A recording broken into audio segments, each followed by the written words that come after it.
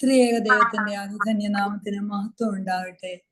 South west diocese Marth Mariam വനിതാ സമാജത്തിന്റെ നേതൃത്വത്തിൽ നടത്തുന്ന ഈ ഫ്രൈഡേ ഫാസ്റ്റിംഗ് പ്രയർ പരിശുദ്ധ നോമിന്റെ 5-ാം വെള്ളിയാഴ്ചയും നോമിന്റെ 34-ാം ദിനത്തിലും നമ്മൾ എത്തിയിരിക്കുന്നല്ലോ. ഒരുമിച്ച് കൂടുവാൻ നമ്മെ ദൈവം അനുവദിച്ചുവല്ലോ. കർത്താവ് നമ്മുടെ മധ്യേ ഉണ്ടല്ലോ. ബലഹീനരും ഭാവികളുമാണെങ്കിലും കർത്താവ് ശ്രദ്ധ വെച്ച് നമ്മുടെ ശബ്ദം കേൾക്കുന്നുവല്ലോ. നന്ദി നിറഞ്ഞ ഹൃദയത്തോടെ ഒരുമിച്ച് നമുക്ക് ദൈവത്തെ സ്തുതിക്കാം. പരിശുദ്ധാത്മാവെ നയിക്കണമേ എന്ന് അപേക്ഷിക്കാം. ഏറ്റവും ബഹുമാനപ്പെട്ട അബ്രഹാം അച്ഛൻ പ്രാരംഭ പ്രാർത്ഥന നടത്തണമേ എന്ന് അപേക്ഷിക്കുന്നു. പ്രാർത്ഥിക്കാം. പിതാവിനും പുത്രനും പരിശുദ്ധ റൂഹായിക്കും സ്തുതി, ആദ്യം മുതൽ എന്നും എന്നേക്കും തന്നെ. ആമേൻ. ദൈവമായ കർത്താവെ, ഈ നല്ല ദിവസത്തിനായി സ്തുതിക്കുന്നു. ഈ പരിശുദ്ധ നോമ്പിൽ ഒരു ദിവസം കൂടി ഒരുമിച്ച് ചേർന്ന് നിന്നെ പാടി പുകഴ്ത്തുവാനും നിന്റെ വചനങ്ങളെ ഗ്രഹിപ്പാനും ഞങ്ങളുടെ ജീവിതത്തിൽ അത് നന്മയ്ക്കും അനുഗ്രഹത്തിനും കാരണമായി തീരുവാനും ഇടയാക്കുന്ന കൃപയ്ക്കായി സ്തുതിക്കുന്നു. ഞങ്ങളോട് കൂടെ ഇരുന്ന് ഞങ്ങളെ വഴി നടത്തണമേ. ഭാരങ്ങളിലും പ്രയാസങ്ങളിലും ദുഃഖങ്ങളിലും എല്ലാം നിന്റെ സാന്നിധ്യം കൊണ്ട് അടിയങ്ങളെ വഴി നടത്തണമേ. കൂടി വന്നിരിക്കുന്ന എല്ലാവരെയും അനുഗ്രഹിക്കണമേ. ഇന്ന് കൂടാൻ കഴിയാതെ പോയവരെയും അനുഗ്രഹിക്കണമേ. എല്ലാവരും ആയിരിക്കുന്ന അനുഭവങ്ങൾ അവരെ കാത്തു പരിപാലിക്കണമേ. അവരുടെ ഭവനങ്ങളിൽ, അവരുടെ വേല ചെയ്യുന്ന സ്ഥലങ്ങളിൽ, യാത്രകളിൽ എല്ലാം അവിടുന്ന് കൂടെ ഇരിക്കണമേ. രോഗത്തിലും ദുഃഖത്തിലും ഇരിക്കുന്നവരെ അവിടുന്ന് അനുഗ്രഹിക്കണം. അദൃശ്യമായ വലതുകരം നീട്ടി സഹായിക്കണം. സമ്പൂർണമായ സൗഖ്യം നൽകി നിന്നെ സ്തുതിപ്പാൻ തക്കവണ്ണം നിന്റെ മക്കളെ അവിടുന്ന് ഇടയാക്കണം. ഈ പരിശുദ്ധ നോമ്പിൽ കഷ്ടാനുഭവ ദിവസങ്ങളിലേക്ക് അടിയങ്ങൾ പ്രവേശിക്കുമ്പോൾ നിന്റെ കഷ്ടാനുഭവത്തോട് പങ്കുചേർന്ന് അതിനെ ഞങ്ങളുടെ ശരീരത്തിലും ജീവിതത്തിലും മനസ്സിലും പൂരിപ്പിക്കുവാൻ ഞങ്ങൾക്കിടയാകും. സകല നന്മകളാലും അനുഗ്രഹങ്ങളാലും നിറയ്ക്കണമേ. സഭയെ അനുഗ്രഹിക്കണമേ. മേൽപ്പട്ടക്കാരെയും പട്ടക്കാരെയും എല്ലാം അനുഗ്രഹിക്കണമേ. ഭദ്രാസനത്തെ അനുഗ്രഹിക്കണമേ. അതിന് നേതൃത്വം നൽകുന്ന അഭിമന്യ തിരുമനസ്സിനെ അനുഗ്രഹിക്കണമേ. എല്ലാ പ്രസ്ഥാനങ്ങളെയും അനുഗ്രഹിക്കണമേ. അതിന് നേതൃത്വം നൽകുന്നവരെ അനുഗ്രഹിക്കണമേ. എല്ലാ ഇടവകകളെയും എല്ലാ ഇടവക ജനങ്ങളെയും അനുഗ്രഹിക്കണമേ. യുവജനങ്ങളെ അനുഗ്രഹിക്കണമേ. കുഞ്ഞുങ്ങളെ കാത്തു പരിപാലിക്കണം. നന്മയിലും അനുഗ്രഹത്തിലുമായിരിക്കാൻ ഇടയാകും.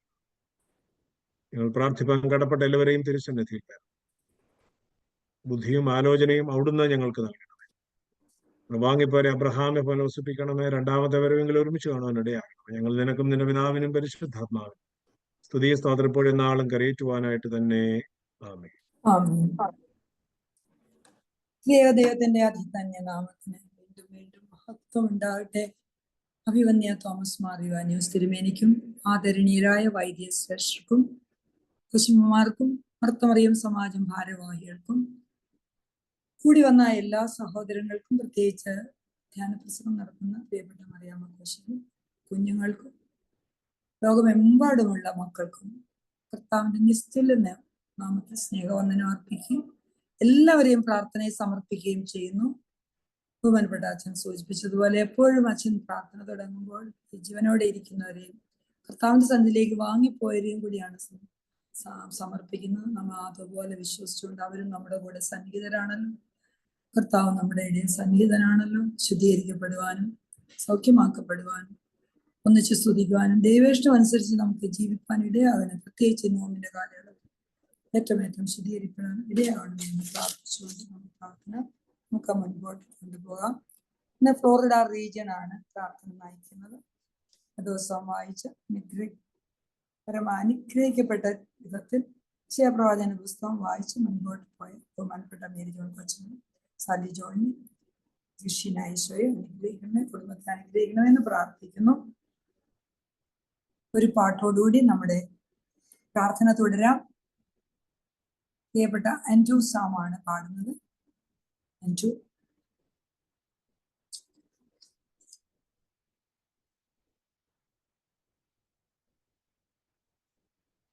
Anju Sam.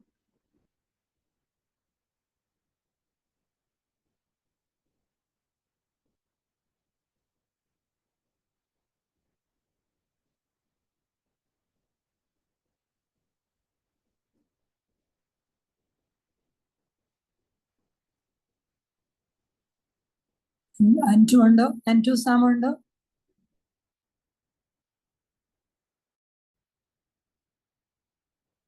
അടുത്ത ജീന ബേബി ഉണ്ടോ? ജീന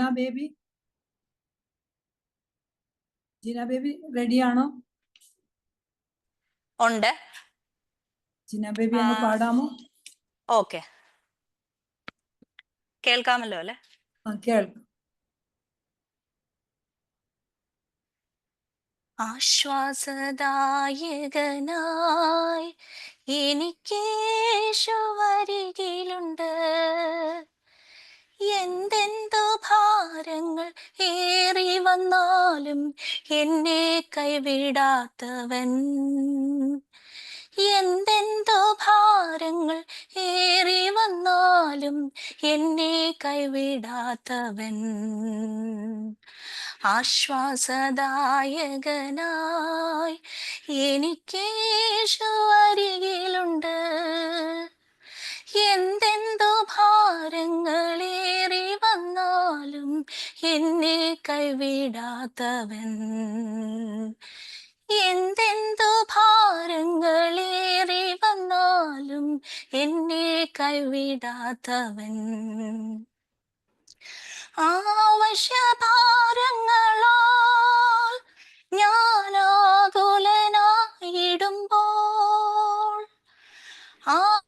ആവശ്യഭാരങ്ങളാൽ ഞാനാകുലനായിടുമ്പോൾ തന്റെ സാന്ത്വനം നൽകി വഴി നടത്തും യേശുവരികിലുണ്ട്. തന്റെ സാന്ത്വനം നൽകി വഴി നടത്തും യേശുവരികിലുണ്ട്. ആശ്വാസദായകനായി എനിക്കേശുവരികിലുണ്ട്. എന്തെന്തോ ഭാരങ്ങൾ ഏറി വന്നാലും എന്നെ കൈവിടാത്തവൻ. എന്തെന്തോ ഭാരങ്ങളേറി വന്നാലും എന്നെ കൈവിടാത്തവൻ. രോഗം പ്രയാസങ്ങളാൽ ഞാൻ ക്ഷീണിതനായിടുമ്പോൾ, രോഗം പ്രയാസങ്ങളാൽ ഞാൻ ക്ഷീണിതനായിടുമ്പോൾ എന്നെ താങ്ങി കരങ്ങളിൽ കാത്തിടും യേശുവരികിലുണ്ട്. എന്നെ താങ്ങി കരങ്ങളിൽ കാത്തിടും യേശുവരികിലുണ്ട്. ആശ്വാസദായകനായി എനിക്കേശുവരികിലുണ്ട്. എന്തെന്തോ ഭാരങ്ങളേറി വന്നാലും എന്നെ കൈവിടാത്തവൻ. എന്തെന്തോ ഭാരങ്ങളേറി വന്നാലും എന്നെ കൈവിടാത്തവൻ. ലോകത്തിൻ കെടുതികളിൽ ഞാൻ താളടിയാകാതെ, ലോകത്തിൻ കെടുതികളിൽ ഞാൻ താളടിയാകാതെ എന്നെ കാവൽ ചെയ്തിടും സ്നേഹിതനായി യേശുവരികിലുണ്ട്. എന്നെ കാവൽ ചെയ്തിടും സ്നേഹിതനായി യേശുവരികിലുണ്ട്. ആശ്വാസദായകനായി എനിക്കേശുവരികിലുണ്ട്. എന്തെന്തോ ഭാരങ്ങൾ ഏറി വന്നാലും എന്നെ കൈവിടാത്തവൻ. എന്തെന്തോ ഭാരങ്ങളേറി വന്നാലും എന്നെ കൈവിടാത്തവൻ. എന്നെ കൈവിടാത്തവൻ. എന്നെ കൈവിടാത്തവൻ. എന്തു ഭാരങ്ങളേറി വന്നാലും നമ്മൾ കൈവിടാത്ത യേശു നമ്മോട് കൂടെയുണ്ടെന്നുള്ള ഉറച്ച വിശ്വാസം നമുക്ക് പകർന്നു തന്നുകൊണ്ട് നമ്മുടെ പ്രാർത്ഥനയ്ക്ക് നമ്മെ സഹായിച്ച പ്രിയപ്പെട്ട ജീനെ കുടുംബത്തെ അനുഗ്രഹിക്കണമെന്ന് പ്രാർത്ഥിക്കുന്നു. ഇപ്പോൾ നമ്മളുടെ വിശുദ്ധ ഗ്രന്ഥത്തിൽ നിന്ന് നാം വായിക്കുന്ന സമയമാകുന്നു. വിശുദ്ധ മാർക്കോസ് സുവിശേഷം 10-ാം അധ്യായം 46 മുതൽ 52 വരെയുള്ള വാക്യങ്ങളാണ്. എല്ലാവരും വേദപുസ്തകം തുറന്നു വയ്ക്കണമേ. വിശുദ്ധ മാർക്കോസ് സുവിശേഷം 10-ാം അധ്യായം 46 മുതൽ 52 വരെയുള്ള 52 വരെയുള്ള വാക്യങ്ങളാണ്. പ്രിയപ്പെട്ട സിൻറ്റു ജോർജ് ആണ് വായിക്കുന്നത്. നമ്മുടെ ഏറ്റവും പ്രധാനപ്പെട്ട ഭാഗമാകുന്നു. പ്രിയപ്പെട്ട സിൻറ്റു വായിക്കണമെന്ന് അപേക്ഷിക്കുന്നു. വിശുദ്ധ മർക്കോസിന്റെ സുവിശേഷം 10-ാം അധ്യായം 46 മുതൽ 52 വരെയുള്ള വാക്യങ്ങൾ. ബാറഖിമോ. അവർ എരിഹോവിലെത്തി. പിന്നെ അവൻ ശിഷ്യന്മാരോട് വലിയ പുരുഷാരത്തോടും കൂടെ എരിഹോവിൽ നിന്ന് പുറപ്പെടുമ്പോൾ തിമായിയുടെ മകനായ ബർത്തലമായി എന്ന കുരുടനായ ഒരു ഭിക്ഷക്കാരൻ വഴിയരികെ ഇരുന്നിരുന്നു. നസറേനായ യേശു എന്ന് കേട്ടിട്ട് അവൻ ദാവീദ് പുത്ര യേശുവേ, എന്നോട് കരുണ തോന്നണമേ എന്ന് നിലവിളിച്ചു തുടങ്ങി. മിണ്ടാതിരിപ്പാൻ പലരും അവനെ ശാസിച്ചിട്ടും ദാവീദ് പുത്ര എന്നോട് കരുണ തോന്നണമേ എന്ന് അവൻ ഏറ്റവും അധികം നിലവിളിച്ചു പറഞ്ഞു. അപ്പോൾ യേശു നിന്നു അവനെ വിളിപ്പീനെന്ന് പറഞ്ഞു. ധൈര്യപ്പെടുക, എഴുന്നേൽക്ക, നിന്നെ വിളിക്കുന്നുവെന്ന് അവർ പറഞ്ഞു കുരുടനെ വിളിച്ചു. അവൻ തന്റെ പുതപ്പ് ഇട്ടും കളഞ്ഞ് ചാടി എഴുന്നേറ്റ് യേശുവിന്റെ അടുക്കൽ വന്നു. യേശു അവനോട്, ഞാൻ നിനക്ക് എന്ത് ചെയ്തു തരണമെന്ന് നീ ഇച്ഛിക്കുന്നുവെന്ന് ചോദിച്ചതിന്, റബൂനി, എനിക്ക് കാഴ്ച പ്രാപിക്കണമെന്ന് കുരുടൻ അവനോട് പറഞ്ഞു. യേശു അവനോട്, പോക, നിന്റെ വിശ്വാസം നിന്നെ രക്ഷിച്ചിരിക്കുന്നുവെന്ന് പറഞ്ഞു.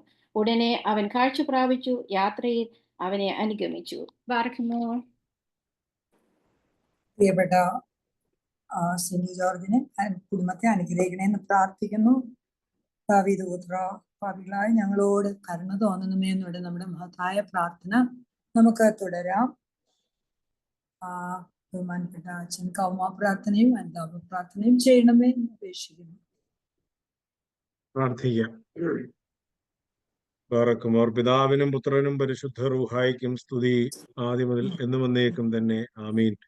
എന്റെ സ്തുതികളാൽ ആകാശവും ഭൂമിയും നിറഞ്ഞിരിക്കുന്ന ബലവാനായ ദൈവം തമ്പുരാൻ, പരിശുദ്ധൻ പരിശുദ്ധൻ പരിശുദ്ധൻ ഒരുങ്ങളിൽ സ്തുതി. ദൈവമായ കർത്താവിന്റെ തിരുനാമത്തിൽ വന്നവനും വരുവാനിരിക്കുന്നവനുമായ വാഴ്ത്തപ്പെട്ടവനാകുന്ന ഒരുങ്ങളിൽ സ്തുതി. ദൈവമേ, നീ പരിശുദ്ധനാകുന്നു. ബലവാനെ, നീ പരിശുദ്ധനാകുന്നു. മരണമില്ലാത്തവനെ, നീ പരിശുദ്ധനാകുന്നു. ഞങ്ങൾക്ക് വേണ്ടി കുരിശിക്കപ്പെട്ടവനെ, ഞങ്ങളോട് കരുണ ചെയ്യണമേ. ദൈവമേ, നീ പരിശുദ്ധനാകുന്നു. ബലവാനെ, നീ പരിശുദ്ധനാകുന്നു. മരണമില്ലാത്തവനെ, നീ പരിശുദ്ധനാകുന്നു. ഞങ്ങൾക്ക് വേണ്ടി കുരിശിക്കപ്പെട്ടവനെ, ഞങ്ങളോട് കരുണ ചെയ്യണമേ. ദൈവമേ, നീ പരിശുദ്ധനാകുന്നു. ബലവാനെ, നീ പരിശുദ്ധനാകുന്നു. മരണമില്ലാത്തവനെ, നീ പരിശുദ്ധനാകുന്നു. ഞങ്ങൾക്ക് വേണ്ടി കുരിശിക്കപ്പെട്ടവനെ, ഞങ്ങളോട് കരുണ ചെയ്യണമേ. ഞങ്ങളുടെ കർത്താവെ, ഞങ്ങളോട് കരുണ ചെയ്യണമേ. ഞങ്ങളുടെ കർത്താവെ, കൃപയുണ്ടായി ഞങ്ങളോട് കരുണ ചെയ്യണമേ. ഞങ്ങളുടെ കർത്താവെ, ഞങ്ങളുടെ നമസ്കാരവും ശുശ്രൂഷയും കൈക്കൊണ്ട് ഞങ്ങളോട് കരുണ ചെയ്യണമേ. ദൈവമേ, നിനക്ക് സ്തുതി. സ്രഷ്ടാവേ, നിനക്ക് സ്തുതി. പാപികളായ ഞങ്ങളുടെ അടിയാരോട് കരുണ ചെയ്ത മിശിഹ രാജാവേ, നിനക്ക് സ്തുതി. ബാറക്കുമോ. സ്വർഗസ്ഥനായ ഞങ്ങളുടെ പിതാവേ, നിന്റെ തിരുനാമം പരിശുദ്ധമാകപ്പെടണമേ. നിന്റെ രാജ്യം വരണമേ. നിന്റെ തിരുവിഷ്ടം സ്വർഗത്തിലെ പോലെ ഭൂമിയിലുമാകണമേ. ഞങ്ങൾക്ക് ആവശ്യമുള്ള അപ്പം ഇന്ന് ഞങ്ങൾക്ക് നൽകണമേ. ഞങ്ങളുടെ കടക്കാരോട് ഞങ്ങൾ ക്ഷമിച്ചതുപോലെ ഞങ്ങളുടെ കടങ്ങളും പാപങ്ങളും ഞങ്ങളോട് ക്ഷമിക്കണമേ. പരീക്ഷയിലേക്ക് ഞങ്ങളെ പ്രവേശിപ്പിക്കരുതേ, പിന്നെയോ ദുഷ്ടത ഞങ്ങളെ രക്ഷിച്ചുകൊള്ളണമേ. എന്തുകൊണ്ടെന്നാൽ രാജ്യവും ശക്തിയും മഹത്വവും നീക്ക് നിനക്കുള്ളതാകുന്നു. ആമീൻ. കൃപ നിറഞ്ഞ മറിയമേ, നിനക്ക് സമാധാനം. നമ്മുടെ കർത്താവ് നിന്നോടുകൂടെ. സ്ത്രീകളിൽ വാഴ്ത്തപ്പെട്ടവൾ നീയാകുന്നു. നിന്റെ ഗർഭഫലമായ നമ്മുടെ കർത്താവ് യേശു മിശിഹാ വാഴ്ത്തപ്പെട്ടവനാകുന്നു. ശുദ്ധമുള്ള കന്യമർത്ത മറിയമേ, തമ്പുരാന്റെ അമ്മേ, പാപികളായ ഞങ്ങൾക്ക് വേണ്ടി ഇപ്പോഴും എപ്പോഴും ഞങ്ങളുടെ മരണസമയത്തും ദൈവം തമ്പുരാനോട് അപേക്ഷിച്ചുകൊള്ളണമേ. ആമീൻ. ബറക്കുമോർ. എന്റെ സർവ്വത്തിന്റെയും ഉടയവനെ, നിന്നെ ഞങ്ങൾ സ്തോത്രം ചെയ്യുന്നു. സർവശക്തനെ, നിന്നെ ഞങ്ങൾ വന്ദിക്കുന്നു. എന്നാൽ നിന്റെ ഏകപുത്രന്റെ കഷ്ടാനുഭവ സമയങ്ങളെ നീ പ്രാർത്ഥനയുടെയും ആശ്വാസത്തിന്റെയും സമയങ്ങളാക്കി തീർത്തിരിക്കുന്നുവല്ലോ. കർത്താവേ, ഈ സമയത്ത് ഞങ്ങളുടെ നമസ്കാരങ്ങളും അപേക്ഷകളും പ്രാർത്ഥനകളും ഞങ്ങളിൽ നിന്ന് കൈക്കൊള്ളണമേ. പാപനിമിത്തം ഞങ്ങളുടെ മേൽ എഴുതപ്പെട്ടിരിക്കുന്ന കടച്ചീട്ടിനെ നിന്റെ ഏകപുത്രൻ ദുഷ്ടന്റെ സകല സൈന്യത്തെയും അതിനാൽ മറിച്ചിട്ടതായ സ്ലീബായന്മേൽ തൂങ്ങിയ നാഴികയിൽ കീറിക്കളഞ്ഞതുപോലെ നീ കീറിക്കളയണമേ. നിന്റെ വന്യ തിരുനാമത്തെ പ്രീതിപ്പെടുത്തുന്നതായ വിശുദ്ധ ജീവിതവും സുഹൃത നടപടികളും ഞങ്ങൾക്ക് നൽകണമേ. ആദ്യന്തമില്ലാത്ത പിതാവേ, നിന്നെയും നിന്റെ പുത്രനെയും നിന്റെ വിശുദ്ധ റൂഹായെയും ഇപ്പോഴും എല്ലാ സമയത്തും എന്നേക്കും സ്തുതിച്ചുകൊണ്ട് നിന്റെ ഭയങ്കര സിംഹാസനത്തിന് മുമ്പാകെ കുറ്റം കൂടാതെ നിൽപ്പാൻ ഞങ്ങളെ യോഗ്യരാക്കി തീർക്കുകയും ചെയ്യണമേ. ആമീൻ. ഏറ്റവും മഹത്തായ രൂപത്തിൽ നമ്മുടെ ബലഹീനരും ഭാവികളും ആണെങ്കിലും പ്രാർത്ഥന കഴിക്കുവാൻ ദൈവം നമ്മെ സഹായിച്ചുകൊണ്ട് ഒരുമിച്ച് കഴിച്ച ഈ പ്രാർത്ഥനയും വനിതാ പ്രാർത്ഥനയും നടത്താൻ സഹായിച്ച ബഹുമാനപ്പെട്ട അച്ഛനെ കുടുംബത്തെയും അനുഗ്രഹിക്കണമേ എന്ന് പ്രാർത്ഥിക്കുന്നു. നമ്മുടെ ബൈബിൾ വായന മുതൽ പാട്ടും ദിവസം വായനയും നമ്മുടെ പ്രാർത്ഥനയും എല്ലാം ഏറ്റവും മഹത്തായതാണെന്നുള്ള ഓർമ്മയോടുകൂടി നമുക്ക് നമ്മുടെ പ്രാർത്ഥന മുന്നോട്ട് കൊണ്ടുപോകാം. അടുത്ത പാട്ട് പ്രിയപ്പെട്ട അഞ്ജു സാം. ഹലോ, ഞാൻ പറയുന്നത് കേൾക്കാമോ? കേൾക്കാം കേൾക്കാം. Thank you. നന്ദി നന്ദി എൻ ദൈവമേ, നന്ദി എൻ യേശുപരാ, നന്ദി നന്ദി എൻ ദൈവമേ, നന്ദി എൻ യേശുപരാ. എണ്ണമില്ലാതുള്ള നന്മകൾക്കും അത്ഭുതമാർന്ന നിൻ സ്നേഹത്തിനും, എണ്ണമില്ലാതുള്ള നന്മകൾക്കും അത്ഭുതമാർന്ന നിൻ സ്നേഹത്തിനും നന്ദി നന്ദി എൻ ദൈവമേ, നന്ദി എൻ യേശുപരാ. പാപത്താൽ മുറിവേറ്റ എന്നെ നിന്റെ പാണിയാൽ ചേർത്തണച്ചുവല്ലോ, പാപത്താൽ മുറിവേറ്റ എന്നെ നിന്റെ പാണിയാൽ ചേർത്തണച്ചുവല്ലോ, നന്ദി നന്ദി എൻ ദൈവമേ, നന്ദി എൻ യേശുപരാ. കൂരിരുൾ താഴ്വര അതിലുമെന്റെ പാതയിൽ ദീപമായി വന്നുവല്ലോ, കൂരിരുൾ താഴ്വര അതിലുമെന്റെ പാതയിൽ ദീപമായി വന്നുവല്ലോ, നന്ദി നന്ദി എൻ ദൈവമേ, നന്ദി എൻ യേശുപരാ. ജീവിതശൂന്യതയിൻ നടുവിൽ നിറവായ അനുഗ്രഹം ചൊരിഞ്ഞുവല്ലോ,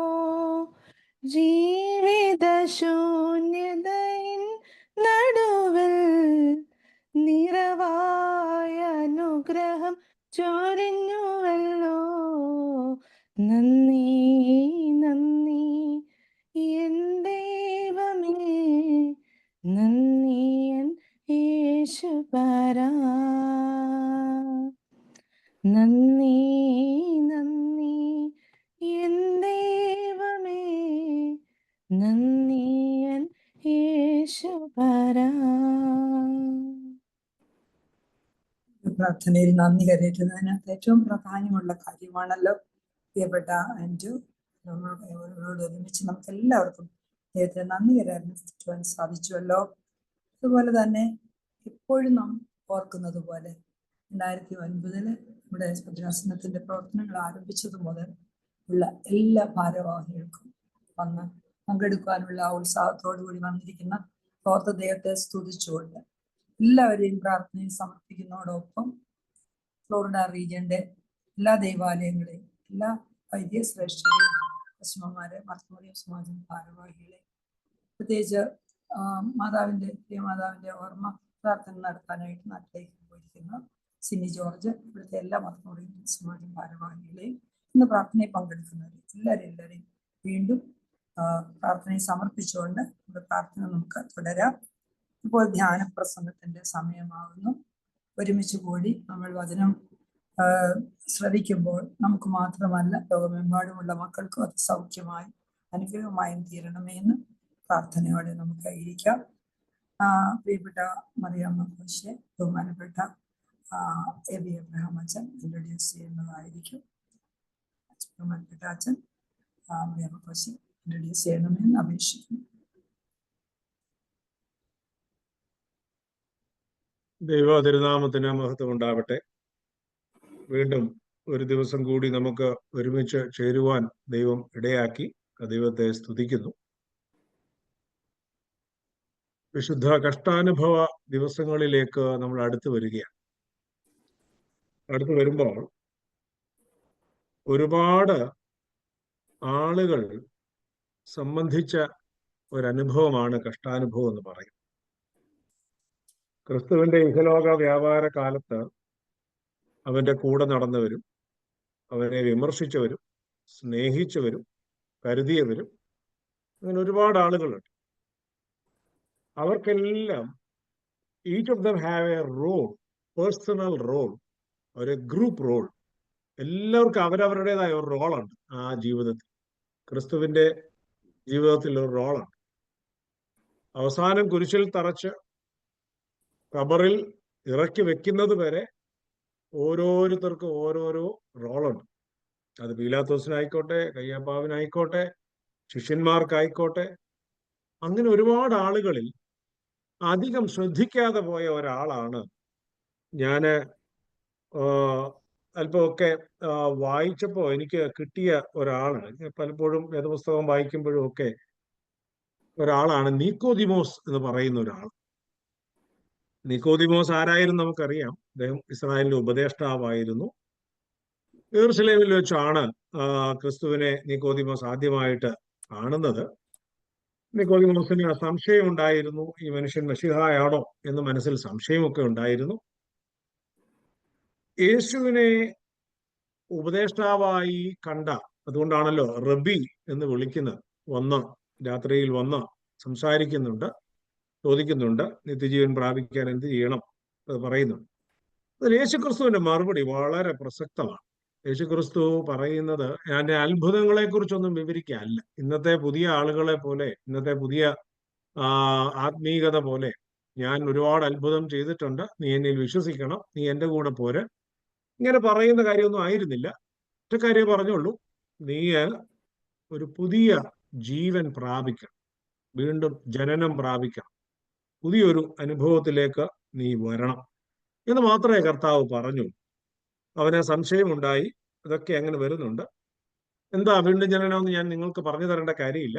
ഒരു പുതിയ ജീവനിലേക്ക്, വിശുദ്ധ ജീവിതത്തിലേക്ക് പ്രവേശിക്കുന്നതിന്റെ അനുഭവത്തെക്കുറിച്ചാണ് പറയുന്നത്. അതിനെക്കുറിച്ച് വിശദീകരിക്കാനല്ല ഞാൻ ആഗ്രഹിക്കുന്നത്. മറിച്ച് അത് നമ്മൾ പലപ്പോഴും ഒരുപാട് കേട്ടിട്ടുള്ള കാര്യമാണ്. എന്താ വീണ്ടും ജനനം എന്നൊക്കെ പറഞ്ഞാൽ ഒരുപാട് കേട്ടിട്ടുള്ള കാര്യങ്ങളാണ്. പക്ഷേ ഈ നിക്കോദിമോസിനെ നമ്മൾ 3 പ്രാവശ്യം വേദപുസ്തകത്തിൽ കാണുന്നു. 3 പ്രാവശ്യം ക്രിസ്തുവുമായി ബന്ധപ്പെട്ട ഇടങ്ങളിലാണ് നിക്കോദിമോസിനെ കാണുന്നത്. ഒന്ന്, അവൻ രാത്രിയിൽ വന്ന് യേശുവിനോട് ഇത് ചോദിക്കുന്നു. അവിടെയാണ് ഒന്നാമതായിട്ട് കാണുന്നത്. അവൻ യേശുവിൽ, നമുക്ക് വേണമെങ്കിൽ അവനോട് കുറ്റം പറയാം, അവൻ വിശ്വാസം ഏറ്റു പറഞ്ഞില്ല എന്നൊക്കെ നമുക്ക് വേണമെങ്കിൽ പറയാം, ക്രിസ്തുവിനെ സംശയിച്ചു എന്നൊക്കെ പറയാം. പക്ഷേ അവൻ യേശുവിന്റെ അടുക്കൽ വരുന്നത് തന്റെ സ്വന്തം ഉപദേഷ്ടാവെന്നുള്ള ഈ ഭൗതികമായ ഒരു സ്ഥാനത്തിനപ്പുറത്ത് ക്രിസ്തുവിന് ശ്രേഷ്ഠമായ ഒരു ഉപദേഷ്ടാവ് സ്വർഗത്തിൽ നിന്ന് നീ വന്നവനാണെന്ന് എനിക്കറിയാം എന്നൊക്കെ നിക്കോദിമോസ് പറയുന്നതിന്റെ കാരണം അതുകൊണ്ടാണ്. അപ്പൊ അവൻ അങ്ങനെ ഒരു വിശ്വാസത്തിലേക്ക് വരുന്നു. അത് ഒന്നാമത്തെ സംഭവമാണ് നിക്കോദിമോസിനെ യേശുവിനോടൊപ്പം കാണുന്നത്. രണ്ടാമത് അവനെ കാണുന്നത് സന്നിധി സംഘത്തിന്റെ ആലോചനക്കാരുടെ ഇടയിൽ അവനെ കാണുന്നു. അവിടെ ഉള്ള ഒരു പ്രധാനപ്പെട്ട കാര്യം, അവൻ യേശുവിൽ വിശ്വസിക്കുന്നു എന്നൊന്നും അവരോട് പറഞ്ഞില്ല. പക്ഷെ he try to defend Jesus. യേശുവിനെ ഡിഫെൻഡ് ചെയ്യാനായിട്ട് ശ്രമിക്കുന്നു. വിശ്വാസമൊന്നും ഏറ്റു പറയുന്നില്ല, പക്ഷേ ഡിഫെൻഡ് ചെയ്യുന്നുണ്ട്, യേശുവിനെ കുറിച്ച് പറയുന്നുണ്ട്. നമ്മൾ നോക്കിയാൽ വേണമെങ്കിൽ പറയാം, എന്തുകൊണ്ടാണ് അവൻ ക്രിസ്തുവിൽ വിശ്വസിക്കുന്നു എന്ന് പറയാതിരുന്നതെന്നൊക്കെ വേണമെങ്കിൽ ചോദിക്കാം. പക്ഷെ ഇതിനേക്കാൾ ദൗർബല്യം കാണിച്ചവരാണ് ശിഷ്യന്മാർ, നമുക്കറിയാം. അതുകൊണ്ട് ആ ഒരൊറ്റ കാരണം കൊണ്ട് നിക്കോദിമോസിനെ നമുക്ക് തള്ളിക്കളയാൻ സാധ്യമല്ല. നിക്കോദിമോസിനെ യേശുവിന് വേണ്ടി വാദിക്കുന്നവനായി, സംസാരിക്കുന്നവനായി നമ്മൾ അവിടെ കാണുന്നുണ്ട്. അതുകൊണ്ട് നമുക്കറിയാം, യേശുവിന്റെ നെഞ്ചോട് ചേർന്ന യോഹന്നാൻ പോലും അവനെ തള്ളിക്കളഞ്ഞിട്ട് ഓടിയ ഒക്കെ നമ്മൾ കാണുന്നുണ്ട്. ഇവർക്കെല്ലാം ദൗർബല്യങ്ങളുണ്ട്. വാളെടുത്ത് കാതറുത്ത് കളഞ്ഞ പത്രോസ് നമ്മൾ കാണുന്നുണ്ട്, ഞാൻ ഇവനെ അറിയുന്നില്ല എന്ന് പറയുന്നുണ്ട്. അങ്ങനെ ദൗർബല്യങ്ങൾ ഒരുപാടുണ്ട്. രണ്ടാമത്തെ പ്രാവശ്യം അങ്ങനെയാണ് നിക്കോദിമോസിനെ കാണുന്നത്. മൂന്നാമത് നിക്കോദിമോസിനെ നമ്മൾ കാണുന്നത് അരിമത്തിയിലെ യോസഫിനോടൊപ്പം ക്രിസ്തുവിന്റെ ശരീരം കുരിശിൽ നിന്ന് ഇറക്കി കല്ലറയിൽ വെക്കാൻ. അവിടെ വളരെ പ്രാധാന്യമുള്ള ഒരു കാര്യമാണ്. മറ്റെല്ലാവരും ഓടിപ്പോയപ്പോ, മറ്റെല്ലാവരും സംശയിച്ചപ്പോൾ, അവൻ യേശുവിന്റെ ശരീരം കുരിശിൽ നിന്ന് ഇറക്കി അരിമത്തേക്കാരനായ യോസഫിനോടൊപ്പം മൂറും അകിലവും എല്ലാം എടുത്തുകൊണ്ട് 100 റാത്തൽ സുഗന്ധദ്രവ്യം, താൻ സൂക്ഷിച്ചു വെച്ചിരുന്ന 100 റാത്തൽ സുഗന്ധദ്രവ്യം, എന്താ, താൻ ശ്രേഷ്ഠമെന്നെണ്ണിയ ഏറ്റവും വിലയേറിയത് തനിക്കുണ്ടായിരുന്നതിനെ ദൈവത്തിന്, ക്രിസ്തുവിന് സമർപ്പിക്കുന്ന ഒരാളായിട്ട് നമ്മൾ നിക്കോദിമോസിനെ കാണും. അപ്പൊ നോക്കുക, അവനോട് ഏറ്റവും അടുത്ത് നിന്ന ആളുകൾ അവന്റെ കഷ്ടാനുഭവത്തിൽ എങ്ങനെയാ പങ്കുചേർന്നത്. അവനിൽ വിശ്വസിക്കുന്നു എന്ന് ഏറ്റുപറഞ്ഞവർ, അവന്റെ ശിഷ്യന്മാരായി നിന്നവർ, അവനിൽ നിന്ന് പലതും പ്രാപിച്ചവർ, അവരെല്ലാം കണ്ടും കേട്ടും നടന്നവർ പോലും അവനെ വിട്ടുകളഞ്ഞപ്പോ നിർണായകമായ ഘട്ടങ്ങളിൽ യേശു ക്രിസ്തുവിനെ തള്ളിക്കളഞ്ഞു. എന്നാൽ ക്രിസ്തുവിനെ അകലം പറ്റി പിൻചെന്നു എന്ന് നമ്മൾ കാണുന്ന നിക്കോദിമോസ് വിശ്വാസത്തോടെ ചെന്ന് അവന്റെ അവസാന നിമിഷം വരെയും, കല്ലറയിൽ വെക്കുന്നത് വരെയും അവനോട് കൂടെയിരുന്ന് തനിക്കുള്ളത് സകലതും അവന് സമർപ്പിച്ച്, ആ സ്ത്രീയെ പോലെ സ്വച്ഛജട മാംസ തൈലം കൊണ്ടുവന്ന് സമർപ്പിച്ചതുപോലെ സമർപ്പിക്കുന്ന ഒരനുഭവം ജീവിതത്തിലുണ്ട്. അപ്പൊ ഞാൻ പറഞ്ഞു വന്നത്, കഷ്ടാനുഭവ ആഴ്ചയിലേക്ക് പ്രവേശിക്കുമ്പോൾ നാം എങ്ങനെയാണ് ശിഷ്യന്മാരെ പോലെ ഓടി അകലുകയാണോ, പീലാത്തോസിനെ പോലെ കൈകഴുകി മാറുകയാണോ, അയ്യാപ്പാവിനെ പോലെ അവരുടെ ഇഷ്ടത്തിന് വിട്ടുകൊടുക്കുകയാണോ, പീലാത്തോസിനെ പോലെ മാറി നിൽക്കുകയാണോ, ഓശാനെ വിളിച്ച ജനം അവനെ കൊല്ലണം, ബറബാസിനെ വിട്ടുതരണമെന്ന് പറഞ്ഞതുപോലെയാണോ, സൗഖ്യം പ്രാപിച്ചവർ അവന്റെ അടുക്കൽ ഓടി വരാതെ മാറി നിന്നതുപോലെയാണോ, ആരെ പോലെയാ നമ്മൾ കഷ്ടാനുഭവത്തിൽ പങ്കെടുക്കുന്നത് എന്നുള്ളൊരു പ്രധാന ചോദ്യം നമ്മുടെ ജീവിതത്തിൽ നമുക്കുണ്ടാകണം. ഈ കഷ്ടാനുഭവത്തിലേക്ക് നമ്മൾ കടന്നു വരുമ്പോൾ ഒരുപാട് കാര്യങ്ങൾ നമ്മൾ അനുഭവിച്ചു, ലഭിച്ചു. അതിൽ നിന്ന് പ്രാപിക്കുന്ന നന്മകളിലൂടെ അവന്റെ അവസാനം വരെയും അവനോട് കൂടെ അവന്റെ കഷ്ടാനുഭവത്തെ നമ്മുടെ ശരീരത്തിൽ പൗലോസ് പറയുന്നത് പോലെ പൂരിപ്പിക്കാനുള്ള ഉത്തരവാദിത്വം നമുക്കുണ്ട്. അതുകൊണ്ട് ആ പൂർത്തീകരണത്തിന് വേണ്ടി, പൂരിപ്പിക്കുന്നതിന് വേണ്ടി, അവന്റെ കഷ്ടാനുഭവത്തെ പൂരിപ്പിക്കുന്നതിന് വേണ്ടി ആ കഷ്ടം അനുഭവിക്കാൻ തയ്യാറാവുക എന്നുള്ളതാണ് ഇനിയുള്ള ദിവസങ്ങളിൽ നമുക്ക് പ്രധാനമായിട്ടുള്ളത്. അതുകൊണ്ട് ഈ ഒരു വലിയ ദിവസങ്ങളിലേക്ക് നാം പ്രവേശിക്കുമ്പോൾ നമ്മളെ തന്നെ സമർപ്പിച്ച് അവന്റെ പൂർണ്ണമായ അർത്ഥത്തിൽ അവനെ പ്രാപിച്ച് ജീവിക്കുവാൻ ദൈവം ഇടയാക്കട്ടെ എന്ന് ആമുഖ വാക്കുകളിലൂടെ ഞാൻ ഓർമ്മിപ്പിക്കണം എന്ന് മാത്രമേ ആഗ്രഹിച്ചുള്ളൂ. ഇന്ന് നമ്മോട് ദൈവവചനത്തിൽ നിന്ന് സംസാരിക്കുന്നത് പ്രിയപ്പെട്ട മറിയാമ്മ കോശി. ഒരുപക്ഷെ നമുക്ക് ഒരുപാട് പേർക്ക് അറിയാവുന്ന ആളാണ്. നമ്മുടെ സൗത്ത് വെസ്റ്റ് ഫ്ലോറിഡയിലുള്ള സെന്റ് മേരീസ് ഓർത്തഡോക്സ് ഇടവകയുടെ മെമ്പറാണ്. മറിയാമ്മ കോശി മോളി എന്നാണ് നമ്മൾ സാധാരണ എല്ലാവരും വിളിക്കുക. മുൻപ് കുറേയേറെ വർഷക്കാലം ന്യൂയോർക്കിലെ ബ്രോങ്സ് ഇടവകയിൽ ശ്രേഷ്ഠമായ സേവനം ആ ഇടവകയുമായി ബന്ധപ്പെട്ട് അവിടുത്തെ അംഗമായി നിന്ന് ചെയ്തതിനു ശേഷമാണ് 2015 ഫ്ലോറിഡയിലേക്ക് മൂവ് ചെയ്തു, ഇവിടെ വന്നു. MMVSന്റെ എല്ലാ പ്രവർത്തനങ്ങളിലും, ആ ഇടവകയിൽ മാത്രമല്ല ഈ റീജിയന്റെ പ്രവർത്തനങ്ങളിലും എല്ലാം വളരെ സജീവമായി, ശ്രേഷ്ഠമായി നമ്മളോടൊപ്പം പ്രവർത്തിക്കുന്ന നമ്മളിൽ ഒരാളാണ്. അതുകൊണ്ട് വളരെ സന്തോഷമുണ്ട്. നമ്മളിൽ ഒരാൾ തന്നെ നമ്മളോട് ദൈവവചനത്തിൽ നിന്ന് സംസാരിക്കുമ്പോൾ ഇങ്ങനെ കഴിവുള്ള ആളുകൾ, അവർക്ക് താല്പര്യമുള്ള ആളുകൾ നമ്മുടെ ഇടയിലേക്ക് ഇറങ്ങി വന്നാൽ അതായിരിക്കും കുറച്ചുകൂടി എപ്പോഴും നല്ലത്. നമ്മുടെ ആളുകൾക്ക് അവസരങ്ങൾ ലഭിക്കുകയും ചെയ്യും. അവരുടെ കഴിവുകളെയും ദൈവം തരുന്ന എല്ലാ താലന്തുകളെയും മറ്റുള്ളവരുമായി പങ്കിട്ട് ഒരു വലിയ അനുഗ്രഹം മറ്റുള്ളവർക്ക് നൽകുവാനും അത് ഒരുമിച്ച് അനുഭവിക്കുവാനും നമുക്ക് ഇടയാവുന്നെങ്കിൽ അത് നന്നായിരിക്കും. പ്രിയപ്പെട്ട മറിയാമ്മ കോശിയെ വളരെ സ്നേഹപൂർവ്വം ഈ ഇന്നത്തെ ധ്യാന പ്രസംഗത്തിലേക്ക് സന്തോഷപൂർവ്വം സ്വാഗതം ചെയ്യുന്നു. ദൈവം തമ്പുരാൻ 30, 60, 100 മേനിയായി ഫലം നൽകുന്ന ദൈവത്തിന്റെ വചനം നമ്മളിലേക്ക് നൽകുവാൻ തക്കവണ്ണം ശക്തീകരിക്കട്ടെ എന്ന് പ്രാർത്ഥിക്കുകയും ചെയ്യുന്നു. ദൈവം അനുഗ്രഹിക്കട്ടെ എന്ന് പ്രാർത്ഥിക്കുകയും ചെയ്യുന്നു. താങ്ക് യു അച്ഛൻ. ദൈവനാമത്തിന് സ്തുതി. പ്രിയപ്പെട്ട സഹോദരങ്ങളെ, നിങ്ങൾക്ക് എൻ്റെ വന്ദനം.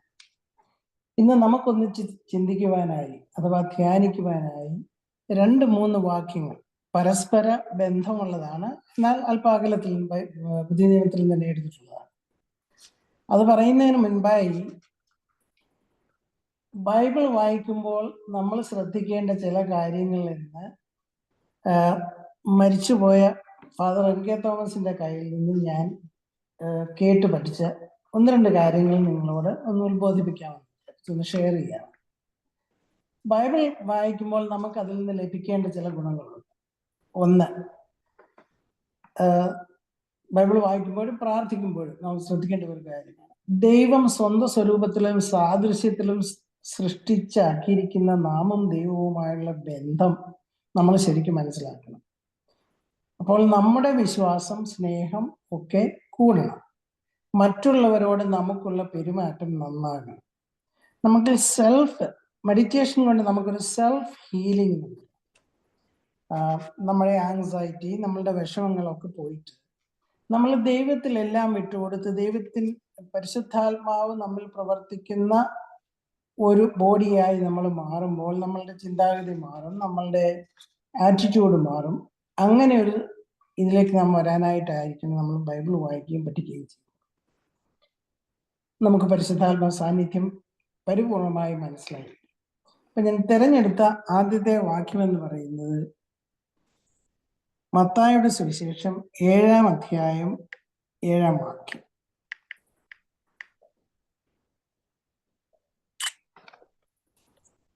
അത് എല്ലാവർക്കും അറിയാവുന്നതാണ്. മുട്ടുവീൻ നിങ്ങൾക്ക് തുറന്നു കിട്ടും, യാചിപ്പീൻ നിങ്ങൾക്ക് ലഭിക്കും എന്ന് യേശു തമ്പുരാൻ നമ്മളോട് പറയുന്ന വാക്കുകളാണ്.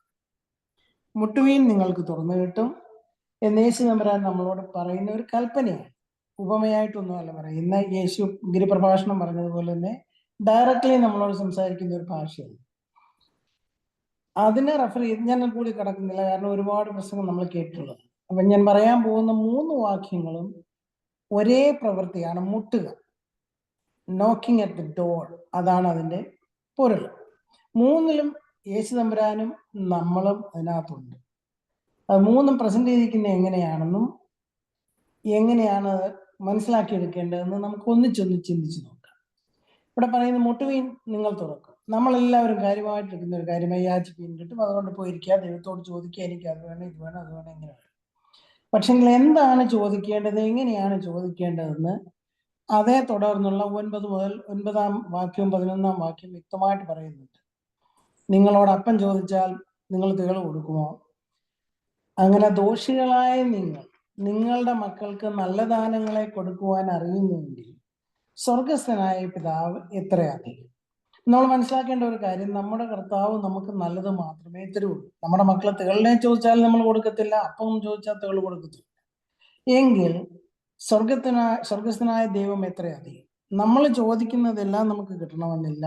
കിട്ടാത്തതിന് കാരണമുണ്ട്. നമുക്ക് ശരിയായി ഉപയോഗിക്കാൻ പറ്റാത്ത കാര്യമായിരിക്കും ഒരുപക്ഷെ നമ്മൾ ചോദിക്കുന്നത്, അല്ലെങ്കിൽ നമ്മൾക്ക് ദോഷം ചെയ്യുന്ന കാര്യങ്ങളായിരിക്കും ചോദിക്കുന്നത്. അതുകൊണ്ടായിരിക്കും ഒരുപക്ഷെ നമുക്ക് കിട്ടാത്തത്. എങ്ങനെ ചോദിക്കണമെന്ന് അതിൽ വ്യക്തമായിട്ട് പറയുന്നു. ഇനി അതിനോട് ചേർന്ന ഒരു വാക്യം യെശയ്യാവിന്റെ 65-ാം അധ്യായം 24-ാം വാക്യത്തിൽ പറയുന്നത്, അവർ വിളിക്കുന്നതിന് മുൻപ് ഞാൻ അവർക്ക് ഉത്തരമല്ല. ഈ അവര് ആരാണ്? നമ്മൾ വേദപുസ്തകം വായിച്ചു നോക്കുമ്പോൾ പൊയ്ക്കൊണ്ടിരിക്കുന്ന നമ്മൾ ശ്രദ്ധിക്കേണ്ട ഒരു കാര്യമാണ്.